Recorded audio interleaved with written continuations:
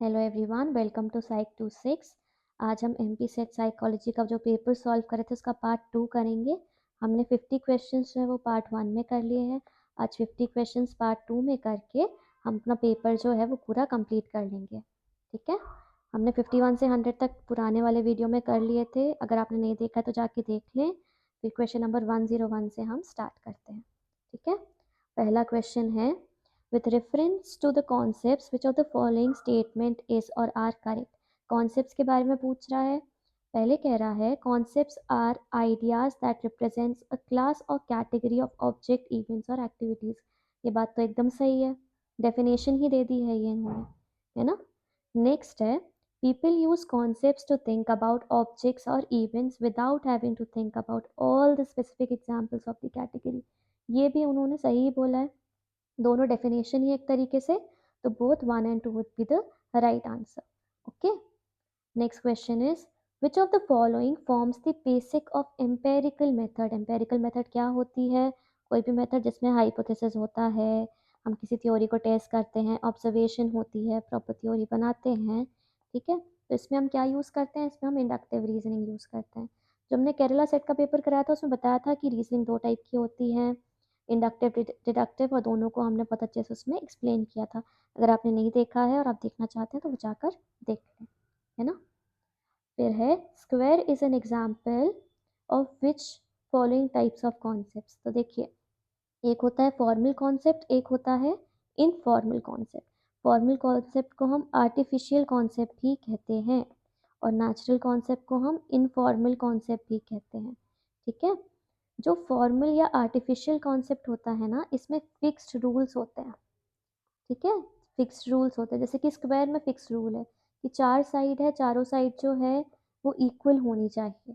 ठीक है, तो इसका आंसर फॉर्मल कॉन्सेप्ट हो जाएगा। अगर हम इसकी बात करें नेचुरल कॉन्सेप्ट की, तो नेचुरल कॉन्सेप्ट क्या होता है कि इसमें फिक्स रूल्स नहीं होते।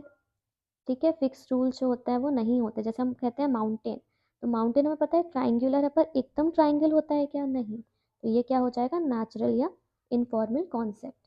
ओके, इसका सही आंसर जो है वो फॉर्मल कॉन्सेप्ट ही होगा, क्योंकि यहाँ पे फिक्स रूल्स होगा।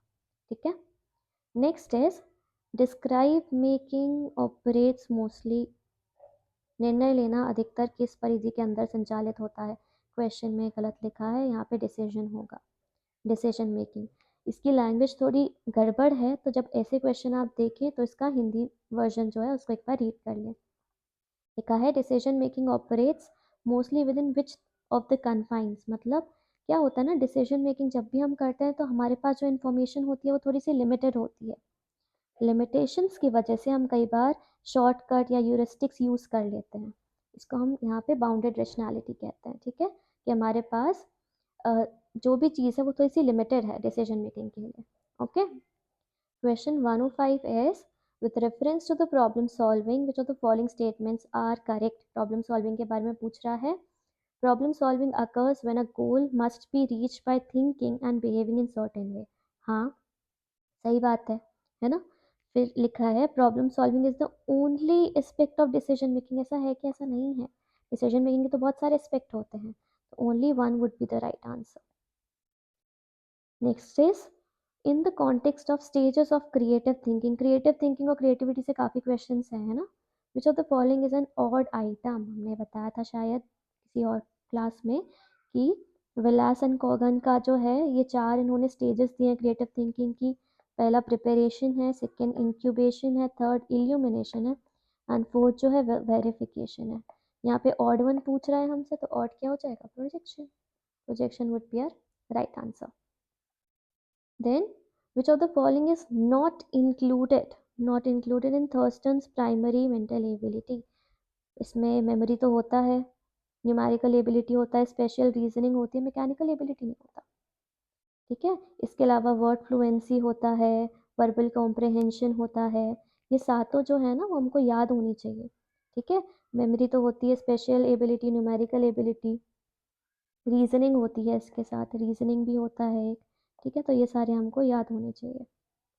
Next is, according to Sternberg's triarchic theory which type of intelligence is measured by intelligence test. इन्होंने स्टर्नबर्ग ने 3 टाइप की इंटेलिजेंस दी थी, एक तो एनालिटिकल थी, एनालिटिकल को हम कॉम्पोनेंशियल भी कहते हैं। ठीक है, तो क्वेश्चन में अगर कॉम्पोनेंशियल आए तो कंफ्यूज नहीं होना है। क्रिएटिव को हम एक्सपेरियंशियल भी कहते हैं। ठीक है, और प्रैक्टिकल को हम कॉन्टेक्चुअल भी कहते हैं। तो ये इसके अलग अलग नाम हैं, तो कंफ्यूज नहीं होना अगर एनालिटिकल की जगह कॉम्पोनेंशियल दिया हो या प्रैक्टिकल की जगह कॉन्टेक्चुअल दिया हो। तो स्ट्रक्चरल की तो इन्होंने बात ही नहीं करी है। ठीक है, तो उसमें कह रहे हैं which type of intelligence measured by intelligence test. Intelligence test से हम एनालिटिकल इंटेलिजेंस टेस्ट कर सकते हैं। ठीक है, फिर whom of the following did not contribute on the relationship between language and thought या thinking। तो पियाजे ने तो बात की है थॉट और लैंग्वेज की। वोल्फ एंड सैपर ने तो काफ़ी इंपॉर्टेंट कॉन्सेप्ट दिया था कि लैंग्वेज जो है वो हमारे थॉट को डिटरमाइन करती है। ठीक है, तो ये तीनों ने तो दिया है, तो एरिक फ्रॉम जो है वो ऑड हो गया यहाँ पे। That would be a right answer. Next is beliefs and knowledge about one's own cognitive process. हमारे खुद की थिंकिंग के बारे में, थिंकिंग की बात किस में करता है, मेटाकॉग्निशन में। ये कॉन्सेप्ट जो है वो जॉन फ्लेवेल ने दिया था। किसी एक नेट के या सेट के पेपर में पूछा था कि मेटाकॉग्निशन का कॉन्सेप्ट किसने दिया था, तो जॉन फ्लेवेल ने दिया था। Okay, next is 111 the approach which understands the behaviour of a particular person and stresses the prediction of his behavior in various situation is। क्या होता है, इडियोग्राफिक अप्रोच होता है। दो तरीके की अप्रोचेस होती हैं, एक होती है इडियोग्राफिक, एक होती है नोमोथेटिक। ओके, तो इडियोग्राफिक में हम एक इंडिविजुअल की बात करते हैं, तो यहाँ पे पर्टिकुलर पर्सन लिखा है इसलिए इडियोग्राफिक हो गया। नोमोथेटिक में हम कुछ भी चीज़ जो जनरलाइज कर सकें, यूनिवर्सैलिटी की बात करते हैं। ठीक है, फिर social interest is the barometer of sociality. ये किसने बोला है, ये एडलर ने कहा है। सोशल इंटरेस्ट की बात किसने की है, एडलर ने। Then which one of the following can not be included in 3 hours of Erikson. 3 hours में रिचुअलाइजेशन होता है, रिचुअल होता है, रिचुअलिज्म होता है, रिचुअलिटी कुछ नहीं होता है। ठीक है, तो not can not be included लिखा है ना, तो this would be a right answer.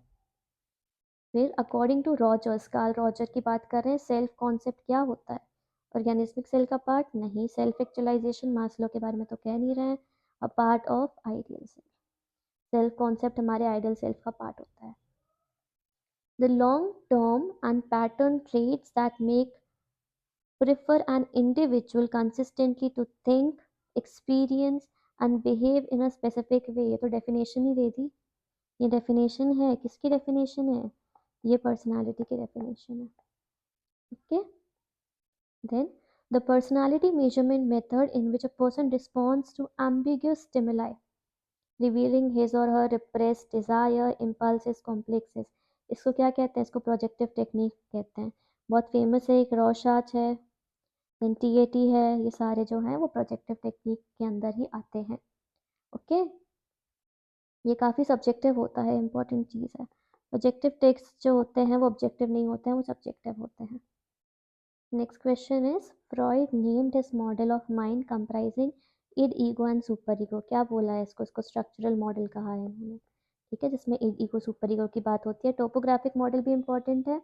Topographic model जो है उसमें हम कॉन्शियस, सबकॉन्शियस और अनकॉन्शियस की बात करते हैं। ठीक है, then next is the concept of trait is use to account for the characteristic of a person that are. Trait के बारे में कब बात करते हैं, जो भी चीज़ हमारी परमानेंट और एंड्योरिंग होती है, हमेशा नहीं, relatively compare to something else, relatively permanent रहती है, एंड्योरिंग रहती है, उसी को हम क्या कह देते हैं, ट्रेट कह देते हैं। फिर big 5 factor theory of personality क्या इंक्लूड करती है, इसको हम ओशियन थ्योरी कहते हैं। ठीक है, इसमें क्या होता है, ओपननेस, कॉन्शियसनेस, एक्सट्रोवर्जन, अग्रीएबलनेस, नोटिसिज्म। ठीक है, तो यहाँ पे क्या है, अग्रीएबलनेस बस दिख रहा है ऑप्शन में, तो यही आंसर हो जाएगा। Then the most common somatotype of personality दिया किसने, सोमैटोटाइप्स 3 शेल्डन ने। ठीक है, एक होता है एंडोमॉर्फ जो कि थोड़ा फैट राउंड सा शेप होता है, मीजोमॉर्फ जो मस्क्यूलर होता है, और एक्टोमॉर्फ जो कि थिन लीन होता है। ठीक है, सबसे कॉमन टाइप कौन सा है, मीसोमॉर्फ। देन फैट या राउंड लिख सकते हैं हम, है ना। फिर Social psychology seeks to understand the nature and causes of individual behavior and thought. इसको क्या कहते हैं? इस नहीं, ये इन होगा। किस टाइम पे हम समझते हैं इसको? सोशल सिचुएशन में। ठीक है, ये भी डेफिनेशन ही है सोशल साइकोलॉजी की।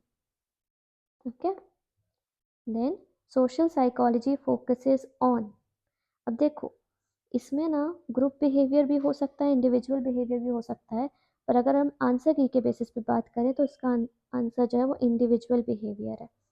क्योंकि यहाँ पे देखो, अगर ऊपर भी हम डेफिनेशन देखें, it seeks to understand the nature and causes of individual behaviour. I guess इसके बेसिस पे इन्होंने इंडिविजुअल बिहेवियर आंसर दिया है, पर ग्रुप बिहेवियर भी हो सकता है इसका आंसर। ओके, बट आंसर की के अकॉर्डिंग देखें, आंसर की के अकॉर्डिंग देखें तो option A would be a right answer. Then research asking large sample of people to respond to question about their attitude and behavior, इसको क्या कहते हैं? Large number of people. हम क्या करते हैं? सर्वे करते हैं बहुत सारे लोगों पे। फॉर्म्स जो है वो हमने बांट दिए, या ऑनलाइन जो है वो हमने उनको असेसमेंट जो है वो सेंड कर दिया। ठीक है, तो किस में करते हैं हम? सर्वे में। Then human beings dislike inconsistency and strive to reduce it, ये किसको में बोलते हैं? ये कॉग्निटिव डिसोनेंस थ्योरी की बात कर रहे हैं। हम चाहते हैं कि हमारा एटीट्यूड जो है और हमारा जो बिहेवियर है वो कंसिस्टेंट रहे। अगर आपने इसके पहले केरला सेट वाला पेपर देखा है तो आप देखेंगे कितने सारे कॉमन क्वेश्चंस हैं। क्वेश्चन लिखने का पैटर्न जो है वो बदल देते हैं, पर जो उसका कोर जो मीनिंग होता है वो सेम रहता है। ये वाला क्वेश्चन भी आया हुआ है, केरला सेट में आया हुआ था। इसलिए आप जहाँ कभी सेट एग्ज़ाम दें, आपको दूसरे स्टेट्स के भी, केरला, महाराष्ट्र, राजस्थान, जितना मिल रहा है प्रैक्टिस के लिए, उतना ज़्यादा ये सारे पेपर्स कर लें, है ना। Then question 125 is the branch of psychology which accepts the view that biological and genetic factors play a role in social behavior. Biological और जेनेटिक की बात कर रहा है तो किस में होगा? ये न्यूरोबायोलॉजी होगा। नहीं सॉरी, ये किस में बात कर रहा है? ये सोशल बिहेवियर में बात कर रहा है। सोशल बिहेवियर में सोशियोबायोलॉजी होगा। ठीक है, अगर सोशल नहीं दिया होता और सिर्फ बायोलॉजिकल और जेनेटिक की बात करते तब हम न्यूरो करते, बट सोशल बिहेवियर में कह रहा है ये सोशियोबायोलॉजी होगा। फिर तो थ्योरी ऑफ कॉजल एट्रीब्यूशन, तो ये तो किसकी है? केली की थ्योरी है। ठीक है, इन्होंने क्या बताया था? इन्होंने कॉन्सेंसस दिया था, कंसिस्टेंसी दिया था और डिस्टिंक्टिवनेस दिया था। इससे भी क्वेश्चंस आ जाते हैं इंटरनल एट्रीब्यूशन, एक्सटर्नल एट्रीब्यूशन में। ठीक है, तो ये केली का था। Then the tendency to overestimate the impact of dispositional cues, internal को हम इंटरनल एट्रीब्यूट्स को हम क्या कर इंटरनल क्यूज को हम क्या करेंगे? ओवर एस्टिमेट करेंगे दूसरों पे, इसको क्या कहते हैं? और जो एक्सटर्नल है उसको अंडर एस्टिमेट करेंगे, इसको क्या कहते हैं? Fundamental attribution error. कोई इंसान जो है, कोई तुम्हारा फ्रेंड है, फ्रेंड नहीं, तुम पसंद नहीं करते हो किसी को, वो इंसान लेट आया तो तुम उसको क्या बोलोगे? कि इसकी तो हैबिट ही है, ये लेट सो के उठता है, लेट सोता है। ठीक है, और अगर वो कुछ अच्छा हो गया उसके साथ, अगर वो फर्स्ट आ गया तो वो तो लकी था। ठीक है, यही है फंडामेंटल एट्रीब्यूशन एरर, जब हम दूसरों पे करते हैं कुछ चीज़। ठीक है, फिर a form of social influence in which one person simply orders one और मोर अदर्स टू परफॉर्म। यहाँ पे ऑर्डर कौन करता है? ऑर्डर कब करते हैं? ओबीडियंस में करते हैं हम। ठीक है, ओबे करते हैं ना, तब उसको ओबीडियंस बोलेंगे। अगर रिक्वेस्ट करते हैं कोई, तब वो कंप्लायंस होता है। ठीक है, फिर actions by individual that help others with no immediate benefit, क्या कहते हैं? Prosocial behaviour. ऑल्ट्रुइज्म होता है एक, और एक होता है प्रो सोशल बिहेवियर। ये दोनों कॉन्सेप्ट जो हैं, जब हमें कुछ बेनिफिट नहीं हो रहा उसके बाद भी हम हेल्प कर रहे हैं किसी की, उसको हम यही कहते हैं, prosocial behaviour. Then the branch of psychology that studies the relationship between psychological variable and health, किसमें पढ़ेंगे? हेल्थ साइकोलॉजी में। Then Havenger's proposed how many stages of human development, इसमें हेविंगर्स ने 6 स्टेजेस दी थी। ठीक है, जो 6 स्टेजेस है ना, ये लास्ट की जो 4 हैं वो तो सेम है। अडोलेसेंस है, अर्ली अडल्टहुड है, ठीक है, फिर मिडिल अडल्टहुड जो एरिक्सन की थी उसी के जैसी, और फिर लेट अडल्टहुड। पर इसमें डिफरेंस क्या है कि जो दूसरी है ना, उसमें उन्होंने मिडिल चाइल्डहुड कर दिया है एडोलेसेंस के ऊपर, और फिर इन्फेंसी एंड चाइल्डहुड कर दिया है। ठीक है, ऐसे करके ये वाली अगर स्टेजेस देखें तो ये कॉमन है एरिक्सन से। बाकी ऊपर की जो 2 स्टेजेस हैं, मतलब बचपन से लेकर चाइल्डहुड तक, फिर मिडिल चाइल्डहुड, इन्होंने अलग कर दिया है। इनकी टोटल 6 स्टेजेस हैं। Then development means a progressive series of changes that occur as a result of maturation भी होती है, experience भी होती है। definition है फिर से ये development की। ठीक है, तो दोनों सही हैं। Then systematic desensitization therapy is based on, किस पे based है ये काउंटर कंडीशनिंग पे बेस्ड है कि जो भी हमारी एंजाइटी प्रोवोकिंग चीज़ें हैं, ठीक है, उसको हम रिलैक्सेशन रिस्पॉन्स से काउंटर करते हैं। ठीक है, उसको चेंज करते हैं हायरार्की में, उसको देते हैं वही जो चीज़ एंजाइटी क्रिएट करती है, उसके बाद हम उसको धीरे धीरे चेंज करते जाते हैं। Then learning is primarily based on, goal पे भी बेस्ड करती है, पर्पस पे भी बेस्ड करती है, ये दोनों आंसर सही है।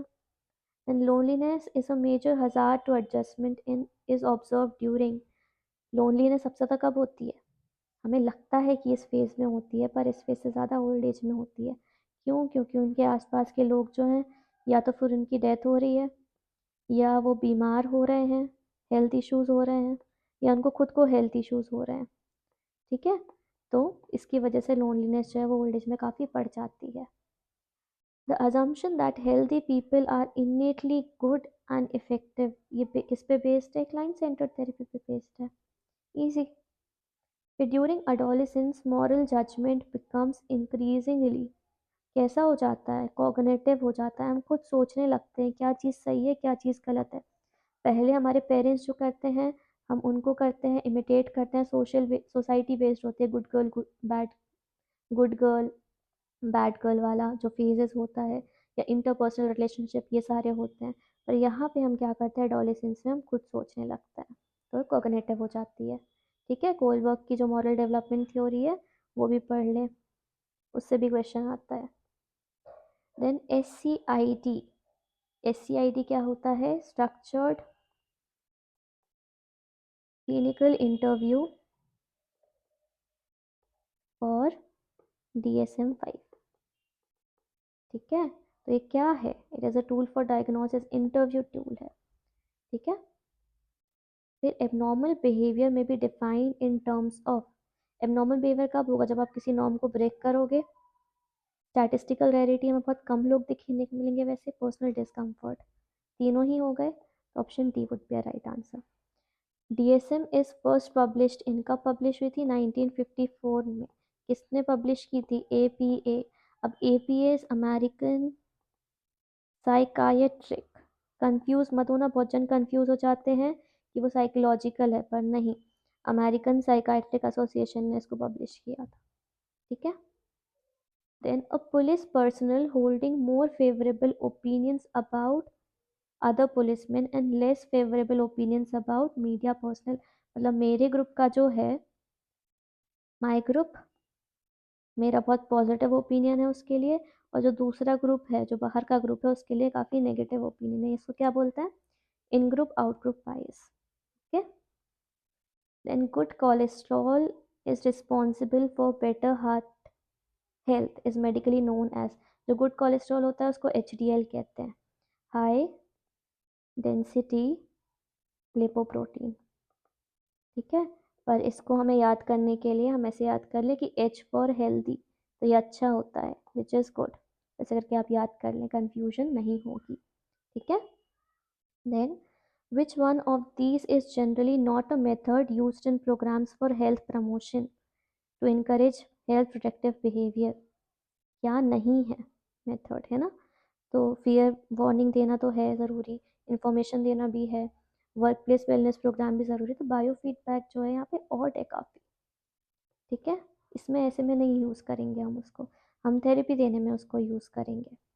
ठीक है, then Bandura proposed that behavior change is affected by environmental influences, self-efficacy and attributes of the behavior itself. This statement is related with, किससे related है ये? Social cognitive theory से related है। ठीक है, this is related with social cognitive theory, जो कि किसने दी थी? बैंड्यूरा ने दी थी। Next question, question 145, a person's ability to meet the social, educational and occupational expectations of society in order to be resilient has been called test by resilience researchers। बहुत easy है, इसको pro social development तो कहेंगे नहीं, career consolidation भी नहीं होगा, generativity भी नहीं होगा, अडेप्टेशन ही है ये, है ना। To meet the social education, जो भी डिमांड्स है वो मीट करना, ठीक है। In order to be resilient, उसको अडेप्टेशन ही तो कहते हैं, अडेप्ट कर लिया हमने किसी चीज़ को, राइट। देन अ फिनोमिना, ये सारे हेल्थ साइकोलॉजी के क्वेश्चन है यहाँ से। A phenomena known as John Henryism is examined with patients having high risk for hypertension, ठीक है। ये केस हुआ था जॉन हेन्यूसीरियम का, इसलिए इसको यही फिनोमिना कह दिया जॉन हेन्यूसीरियम, ठीक है। उसकी डेथ हो गई थी बाद में। To facilitate the process of post traumatic growth, PTG की बात कर रहे हैं यहाँ पे, we can ask the victim to practise hedonic growth, नहीं तो प्लेजर प्लस फोकस्ड है, टेम्पररी हो जाएगी। नॉन वायलेंस नहीं, writing about crisis in a censored way भी नहीं, क्या होगा ये, mindfulness, okay. Then next question is, which one of these is not an element of the PERMA theory? Not an element. तो PERMA theory जो है वो किसने दी थी, सेलिंगमैन ने, मार्टिन सेलिंगमैन ने, जो कि पॉजिटिव साइकोलॉजी के बहुत ज़्यादा फेमस साइकोलॉजिस्ट रहे हैं, ठीक है। इन्होंने P stands for positive emotions, E stands for enhancement नहीं, एंगेजमेंट, ठीक है। R स्टैंड्स फॉर रिलेशनशिप, फिर M stands for meaning and A stands for accomplishment. ये हमको पांचों पता होने चाहिए, ठीक है। तो this would be an wrong answer, this would be a wrong answer. Then in eudaimonic view a simple formula of wellbeing can be stated as, wellbeing का मतलब अकॉर्डिंग टू यूडेमोनिक व्यू, दो तरीके की हैप्पीनेस होती है, एक हेडोमोनिक होती है, एक यूडेमोनिक होती है। यूडेमोनिक में क्या होगा, happiness plus meaning, we know we are searching for the meaning of life, ठीक है। सब्जेक्टिव वेलबींग जो है ये किस में हो जाएगी, हेडोमोनिक में। Then the last question for today is, the morbid complication in the patient such as hypo and hyperglycemia, nephropathy जिसमें किडनी डैमेज हो जाती है, and autonomic peripheral neuropathy are results of, किससे होता है ये, डायबिटीज से, ठीक है। इसका आंसर है डायबिटीज। हाइपरग्लाइसीमिया कोमा में चला जाता है ना, ग्लूकोज की कमी की वजह से, या ग्लूकोज कभी अचानक से बढ़ जाता है, कभी कम हो जाता है, उस वजह से, दैट इज डायबिटीज। इसी के साथ हमने एमपी सेट के पेपर के पूरे 100 क्वेश्चंस कर लिए हैं। अगर अभी आप 15 दिसंबर को पेपर देने वाले हैं तो इस वीडियो को देख लें, बहुत बेनिफिशियल होगा। इसके अलावा यूजीसी नेट या दूसरे जो भी कॉम्पिटिटिव एग्ज़ाम्स हैं जिसमें साइकोलॉजी का इन्वॉल्वमेंट है, स्टेट सेट जो होते हैं वो सब, इन सब में काफ़ी ज़्यादा हेल्पफुल रहेगा। चैनल न्यू है तो अभी सब्सक्राइब कर दें, अपने फ्रेंड्स के साथ शेयर कर लें, और आगे नेक्स्ट वीडियो में हम महाराष्ट्र का सेट पेपर जो है वो सॉल्व करेंगे। तो चैनल ध्यान से सब्सक्राइब कर दें कि आप ये जो पेपर है वो मिस ना करें।